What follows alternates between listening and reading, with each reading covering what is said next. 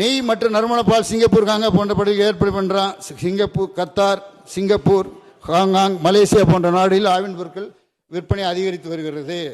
சரி, அதுபோக அமெரிக்காவில் நெய் முயற்சி.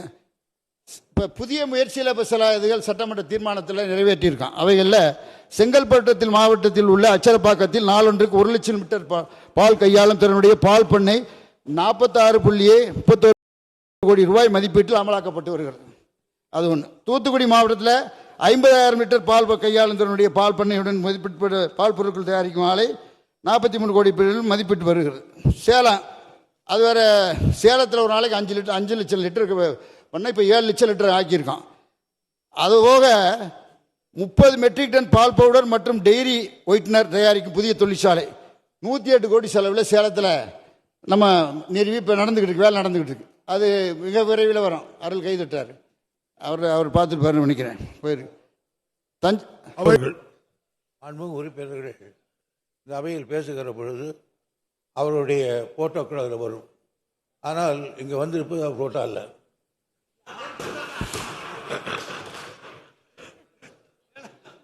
அதிகபட்சம் அரை மணி நேரம் பேச மாட்டேன். என்ன 3 மணி நேரம் எனக்கு பின்னாடி 3 அமைச்சர்கள் பேச வேண்டியிருக்கு. நானும் மதுரைக்கு போனேன். 12:40 ஃப்ளைட்டுக்கு இப்போ புறப்பட்டுருவேன் 12:30க்கு. அதனால் இப்போ தஞ்சாவூர் ஒன்றியத்தில் இப்போ பண்ணியிருக்கேன். அதே மாதிரி கடலூர் மாவட்டத்தில் 50,000 திறன் கொண்ட ஒரு தொழிற்சாலை ஒன்று கொண்டாரான் கடலூர் மாவட்டத்தில். அப்புறம் திட்டக்குடியில் நம்முடைய தொழிலாளர் நலத்துறை அமைச்சர் தொகுதியில் ஒரு நாளைக்கு 300 டன் மெட்ரிக் டன் உற்பத்தி பால் தொழிற்சாலை நம்முடைய மாட்டு தீவனம். அதே மாதிரி தஞ்சாவூரில், அப்புறம் திருச்சி ஒன்றியத்திலையும் அதே மாதிரி ஐஸ்கிரீம், அப்புறம் செறிவூட்டப்பட்ட பால் தொழிற்சாலை 21 கோடியில். நீலகிரி மாவட்டத்தில் 13.14 அமைக்கல தொழிற்சாலை. அப்புறம் கூட்டுறவு சங்க உறுப்பினருக்கெல்லாம் ஒப்புகை சீட்டு இப்பெல்லாம் கையில் கொடுத்தா தான் வாங்குவாங்க.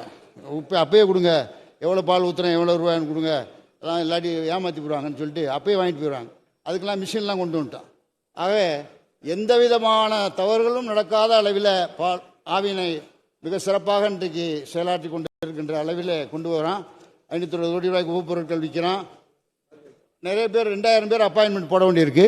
நம்முடைய முதலமைச்சரை கலந்து பேசி அதனுடைய எதிர்காலத்தில் இப்போ நாளைக்கு ஒரு 60 பேருக்கு டிஎன்பிசி தமிழ்நாடு பப்ளிக் சர்வீஸ் கமிஷனில் நம்முடைய முதலமைச்சர் ஒரு 10 பேருக்கு வேலை கொடுக்குறாங்க. மிச்ச பேருக்கு அங்கே கொஞ்சம் பேர் நம்முடைய முதலமைச்சருடைய முயற்சியால் டிஎன்பிசியிலேருந்து நிறைய பேர் வேலைக்கு.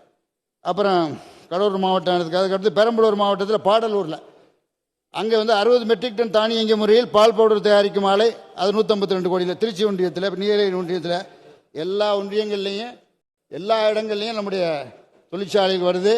இந்த 18 தொழிற்சாலைகளும் சிறப்பாக வருகின்ற பொழுது 2 பால் பண்ணை ஒரு பக்கம், பால் 2 பால் வளத்துறை, இது பால் பண்ணை வளர்ச்சித்துறை, பால் வளம் 2 தான் சிறப்பாக இருக்குது தமிழ்நாட்டில். ஆகவே நம்முடைய வெற்றி தீர்மானங்களை எல்லாம் நம்முடைய நண்பர்களுக்கு கூட படித்து பார்த்தேன். எல்லாரும் கொள்கை முடிவு ஜி.கே. மணி தலையாட்டுறாரு. அவரே நிறையா கொடுத்துருக்காரு. ஆமாம், அவருடைய பகுதியில். ஏன்னா இது எல்லாரும் கேட்கக்கூடிய கேள்வி, கேட்கறது தப்பு கிடையாது. ஏன்னா அன்றாடம் உபயோகப்படுத்தக்கூடிய பொருட்கள். ஆகவே இன்றைக்கு இப்படிப்பட்ட ஒரு நல்ல ஒரு முயற்சிக்கு நீங்கள் அனைவரும் வெற்றி தீர்மானம் கொடுத்துருக்கீங்க. உங்களுடைய வெற்றி தீர்மானங்கள்லாம் மனதிலே கொண்டு என்னுடைய பதில் உரையில் நீங்கள் ஏதாவது கேட்கணும்னா நீங்கள் பின்னாடி கேட்கலாம். ஆனால் நான் சொல்லியிருக்கிறதால சிறப்பாக இருக்குது. எந்த விதமான குற்றச்சாட்டும் கிடையாது. ஆகவே ஊழலும் கிடையாது. ஒன்று பால்வளம் அனைவரும். நீங்க மாண்புமிகு அமைச்சர் வெற்றி தீர்மானங்களை திரும்ப பெற்று என்னுடைய கோரிக்கை, மானிய கோரிக்கை நிறைவேற்றி தரும்படி உங்கள் அனைவரையும் கேட்டுக்கொள்கிறேன்.